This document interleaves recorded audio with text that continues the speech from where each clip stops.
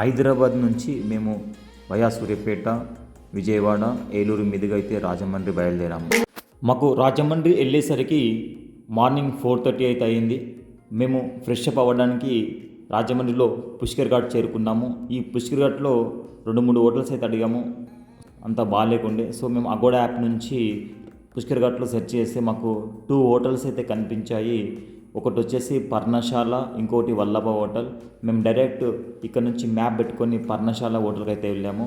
So అతను అడిగాము, ఇట్లా ఫ్రెష్ అప్ అవుతామని. ఓకే, అతను 200 చార్జ్ చేస్తున్నాడు ఈచ్ పర్సన్. ఓకే అని చెప్పాము. హోటల్ కూడా బాగానే ఉంది, హీట్ వాటర్ కూడా ఉన్నాయి. సో ఇక్కడ మేము ఫ్రెష్ అప్ అయి ఎర్లీ మార్నింగ్ ఇక్కడ నుంచి 7:30కి అయితే బయలుదేరాము.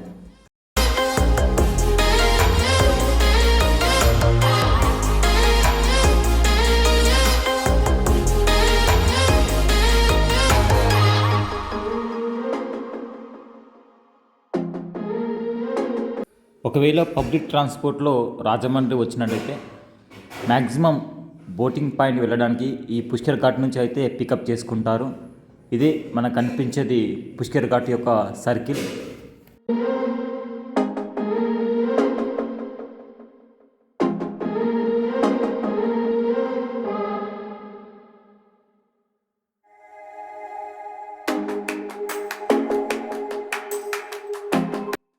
ఈ పుష్కర్ ఘాట్ నుంచి బోటింగ్ పాయింట్ వరకు 40 కిలోమీటర్స్ డిస్టెన్స్ అయితే ఉంటుంది. 40 కిలోమీటర్స్ అని చెప్పి మీరు ఓన్ వెహికల్ ఉన్న 40 మినిట్స్లో వెళ్ళొచ్చు అని లేట్ వెళ్తే మాత్రం బోట్ మిస్ అవ్వచ్చు. ఎందుకంటే రోడ్ అనేది ఓన్లీ సీతానగర్ వరకే రోడ్ బాగుంది, తర్వాత మొత్తం రోడ్ అసలు బాగాలేదు. ఓన్లీ కార్ స్పీడ్ 20-30 లోపలే ఉంటుంది. సో మాకైతే 1.5 అవర్ పట్టింది. సో అందుకే మీరు ఎర్లీ మార్నింగ్ 7 వరకు మీరైతే హోటల్ నుంచి బయలుదేరేటట్టు చూసుకోండి.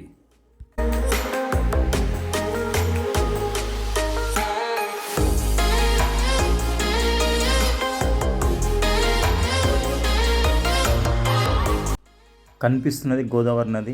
ఇదే మన బోటింగ్ పాయింట్. ఈ పక్కనే మనకు గండి పోచమ్మ టెంపుల్ ఉంటుంది. సో ఇక్కడ నుంచి బోటింగ్ అనేది స్టార్ట్ అవుతుంది. ఇక్కడ నుంచి బోటింగ్ మనకు 10 o'clock స్టార్ట్ అవుతుంది. సో రిటర్న్ మనం 5:30 వరకు వచ్చేస్తాము.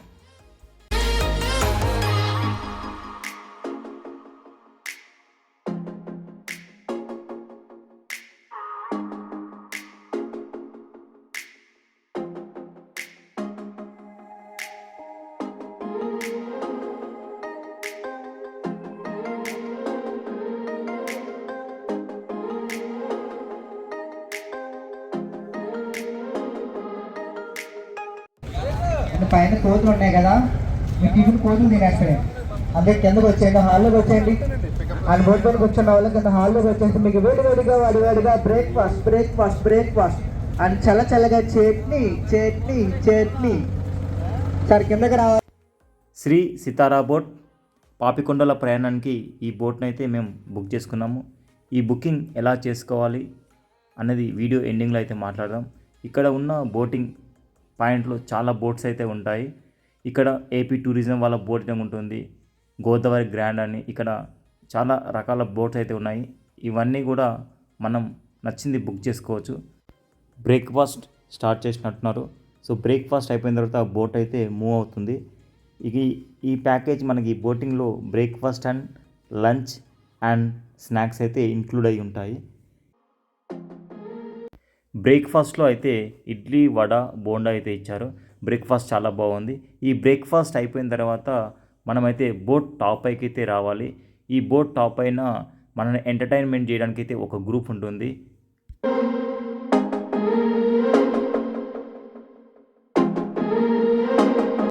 ఆల్రెడీ ఒక బోట్ అయితే బయలుదేరిపోయింది.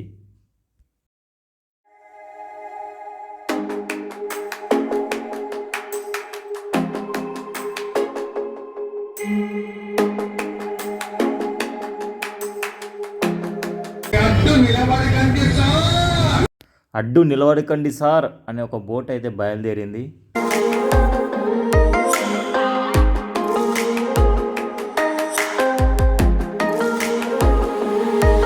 రాజమండ్రి నుండి పాపికొండల విహారయాత్ర దేవీపట్నం మండలంలోని ఈ పోషమ్మ గండి గుడి వరకు రోడ్డు మార్గంలో అయితే రావాలి. ఇక్కడ నుంచి ఈ లాంచ్లో పూడిపల్లి, సిరివాక, కొల్లూరు మీదుగా పేరంటాలపల్లి ఈశ్వరాలయం వరకు అయితే ఈ ప్రయాణం ఉంటుంది. ఈ ప్రయాణం మొత్తం 110 కిలోమీటర్స్ ఉంటుంది. పోవడానికి 55, రావడానికి 55, టోటల్ 110 కిలోమీటర్స్.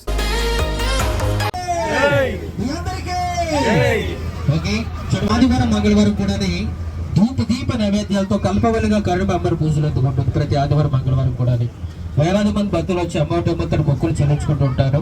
అదేవిధంగా ఈరోజు మన బోటుకి రైట్ సైడ్ లో కనిపిస్తున్న విలేజ్ అది కూడా తూర్పు గోదావరి జిల్లాగాను. ఇక్కడ విలేజ్ అయితే ఉంది కానీ ఇక్కడ ఎవరు కనిపించట్లేదు అనుకుంటున్నారు చాలా మంది. పోలవరం ప్రాజెక్ట్ ముప్పు గ్రామాలు ఇది ఒక విలేజ్ అండి. పోలవరం ప్రాజెక్ట్ ముప్పు గ్రామాలు ఒక విలేజ్. మరి చూడక్కడ కొబ్బరి చెట్టు మధ్య ఎల్లో కలర్ బిల్డింగ్ కనిపిస్తుంది. అక్కడే మెగాస్టార్ చిరంజీవి నటించినటువంటి ఆపద్ బాంధవ్ అంతా కూడా ఇక్కడ షూట్ చేశారు. ఆపద్ బాంధవ్ మూవీ అంతా ఇక్కడ షూట్ చేశారు. అదే విధంగా ఈ విలేజ్ లోనే బాలకృష్ణగా నటించినప్పుడు ఒక్కవ మగాడు, ముద్దులు ప్రియుడు, పాయింట్ బంగారు మూవీస్ అని కూడా ఇక్కడ షూట్ చేయడం జరిగింది ఈ విలేజ్ లోనే. బోట్ అయితే స్టార్ట్ అయిపోయింది.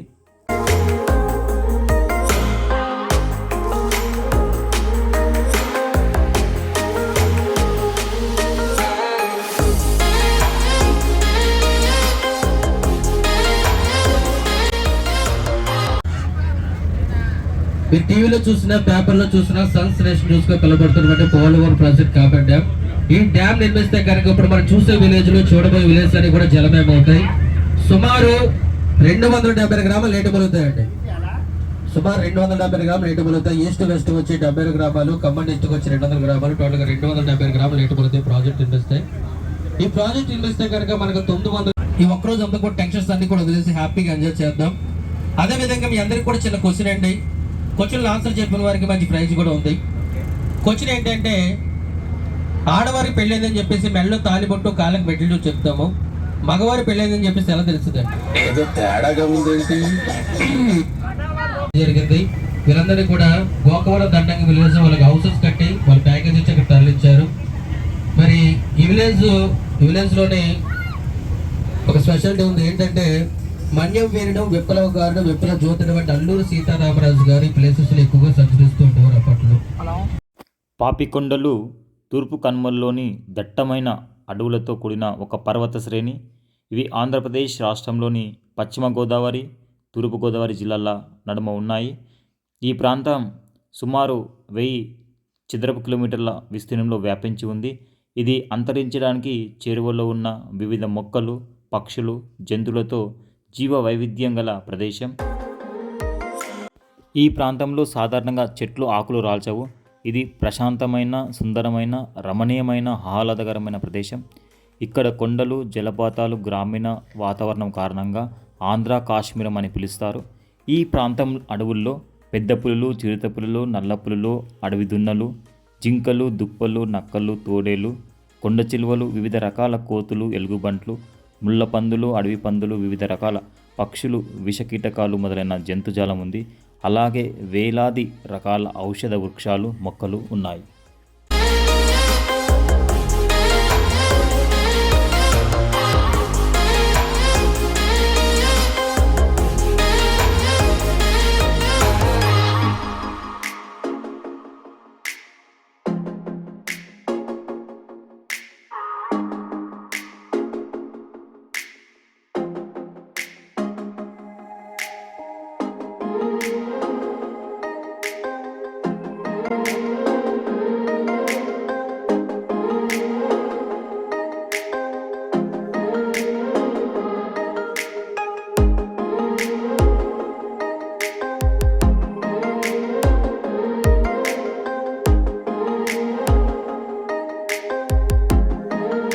పాపిడి కొండలు మన బోర్డు స్టైట్ గా కనిపించేవి అవి మాత్రం కాదండి.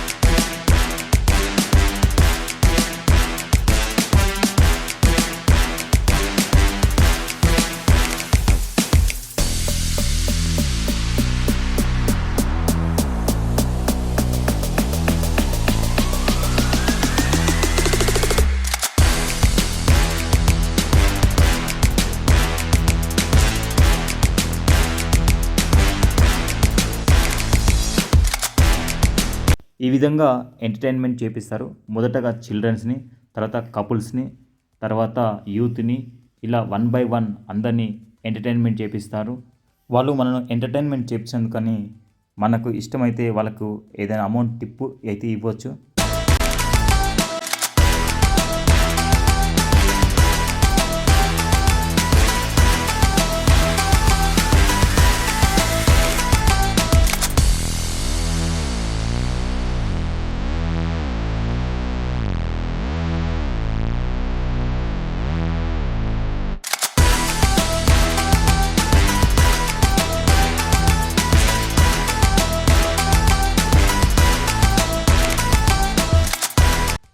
ఈ అందమైన గోదావరి నది చుట్టూ పెద్ద పెద్ద పర్వతాలు, అందులో మన ప్రయాణం చాలా బాగుంది.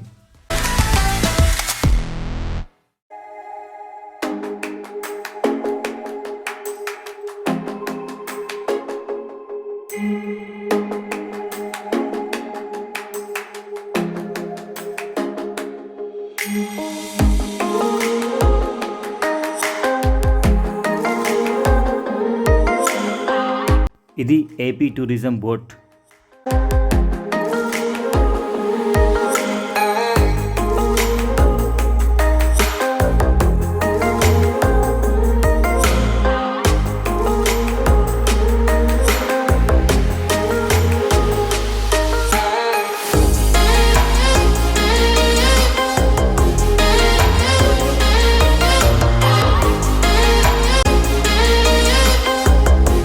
కనిపిస్తున్నవే పాపికొండలు. ఇవి పాపికొండల యొక్క ముఖద్వారం. ఈ పాపికొండలు 6 కిలోమీటర్ అయితే విస్తరించి ఉన్నాయి. ఈ పాపికొండల్లో గోదావరి నది తక్కువ వెడల్పుతో ఎక్కువ లోతులో ప్రవహిస్తుంటుంది.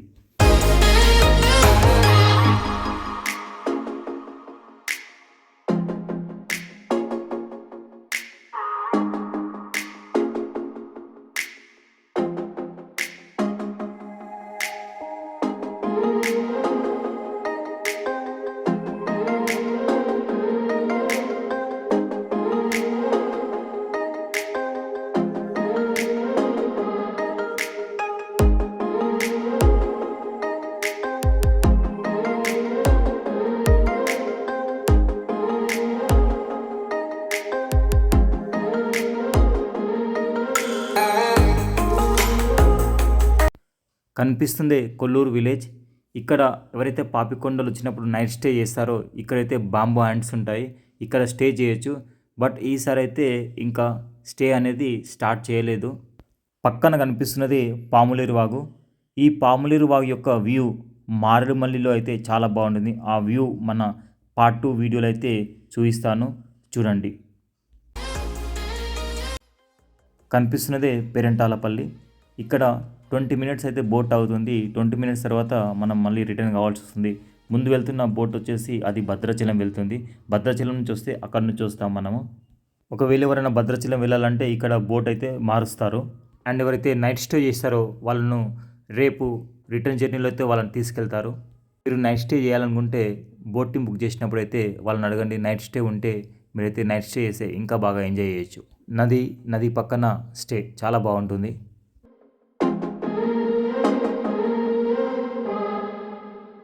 ఇక్కడ ఒక 1/2 కిలోమీటర్ తర్వాత శ్రీరాముని వాకిటం అనే ఆశ్రమం ఉంది. ఇందులో శివాలయం కూడా ఉంది. 1800వ శతాబ్దంలో రాజమహేంద్రవరం నుంచి ఒక మునీశ్వరుడు లాంచీపై బయలుదేరి భద్రాచలం వస్తూ పేరంటాలపల్లి వద్ద రాత్రి కావడంతో అక్కడ బస చేశారు. ఆయన కలలో భగవంతుడు కనిపించి ఇక్కడ ఆలయాన్ని నిర్మించమని ఆదేశించడంతో అందుకు అనుగుణంగా ఆయన ఇక్కడే నివాసం ఉండి ఆ ఆలయాన్ని నిర్మించినట్లు ఈ ప్రాంతవాసులు చెబుతున్నారు. ఇక్కడ ప్రజలు వెదురుతో రకరకాల కళాకృతులతో ఇలాంటివి అయితే తయారు చేశారు. మనకు నచ్చితే ఇక్కడైతే మనం కొనుక్కోవచ్చు. ఈ ప్రాంత గిరిజనులకు విద్యా బుద్ధులు, వైద్య సౌకర్యం కల్పించిన మునేశ్వరుడిని వారు ఆరాధ్య దైవంగా భావిస్తారు.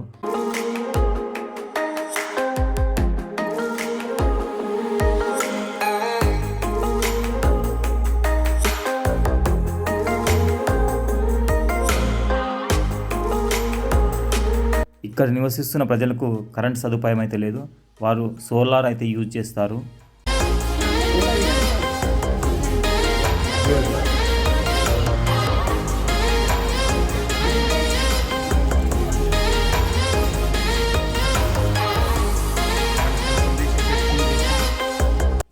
ఇదే శ్రీరాముని వాటికం. ఇందులో శివాలయం కూడా ఉంది. ఈ ఆలయం పక్కనే జలపాతం ఉంటుంది. ఈ జలపాతం సంవత్సరం అంటే 365 డేస్ ఎప్పుడు ప్రవహిస్తూనే ఉంటుంది. వాటర్ చాలా చల్లగా ఉంటాయి. ఇక్కడైతే భక్తులు కాళ్ళు చేతులు కడుక్కొని లోపలికైతే దర్శనానికి వెళ్తారు. ఓం జై శ్రీ రామకృష్ణ మునివాటకం గుడి యొక్క నియమ నిబంధన అయితే ఒకసారి చూద్దాము. ఈ గుడి లోపలికి మొబైల్ అయితే తీసుకుపోకూడదు. అండ్ ఈ గుడి లోపల కానీ బయట కానీ సైలెంట్గా ఉండాలి, మాట్లాడకూడదు.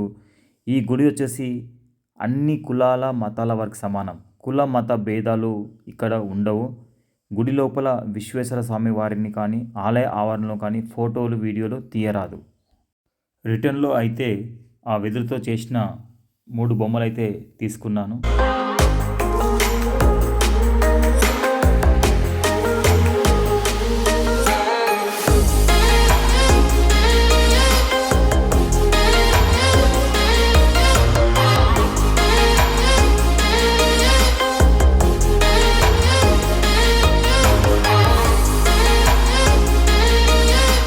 ట్వంటీ మినిట్స్ టైం అయిపోయింది. ఇక్కడ నుంచి మనమైతే రిటర్న్ అయిపోవాలి. మార్నింగ్ 10కి బోట్ స్టార్ట్ అయితే ఇక్కడ వచ్చేవరకు 1:30 అయిందంటే 3.5 hours. సో ఇక్కడ ఒక హాఫ్ అన్ అవర్ అంటే 2 అవుతుంది. ఇప్పుడు మళ్ళీ మనం రిటర్న్ గండి పోచమ్మ దగ్గరికి వెళ్ళడానికి మనకు 3.5 hours అంటే మనకు 5:30 వరకు అయితే మనం రిటర్న్ వెళ్ళిపోతాం.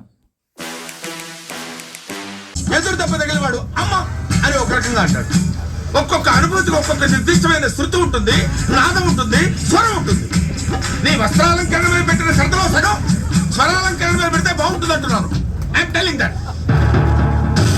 ఒక్కోసారి తెలుగు సినిమా సంగీతం చచ్చిపోతుందేమో అన్న భయం వేస్తుంది. మీ అజాగ్రత్తతో పొగరుతో మ్యూజిక్ డైరెక్టర్స్ క్రియేటివిటీని కిల్ చేయకండి. దయచేసి బ్రేక్ ఇవ్వాలనుకునే మాలాంటి డైరెక్టర్స్ డిసప్పాయింట్ చేయకండి. Don't disappoint us. అండర్స్టాండ్? మేము ఎక్కడికో తీసుకెళ్ళాలనుకుంటాం. బాటా పైలమే అవ్వా, కోటా పైలమే అవ్వా, మాటా పైలమే అవ్వా, జఫా పైలమే అవ్వా, మాటా పైలమే. ఏమైంది సార్? నువ్వు ఎంచుకున్న రాగం ఏంటి, తీసుకున్న పాట ఉన్నదే నంబరు, ఆ పాట చెప్పలే నంబర్. తగిన 24 తగదిమి 68. ఒక్కోసారి తెలుగు సినిమా సంగీతం చచ్చిపోతుందేమో అని భయం వేసేస్తుంది. మా ఫ్యాన్స్ మిమ్మల్ని ఎక్కడికో తీసుకెళ్లాలనుకుంటాం, కానీ మీరు ఇక్కడే ఉంటారు. సార్ అర్థమైంది సార్. మీరు నా ఫ్యాన్స్ కాదు సార్, ఆవిడ ఫ్యాన్స్. నువ్వు ఈ విధంగా రిటర్న్లో అయితే కామెడీ స్కిట్స్ చేస్తారు, అలాగే గేమ్స్ కూడా కండక్ట్ చేస్తారు.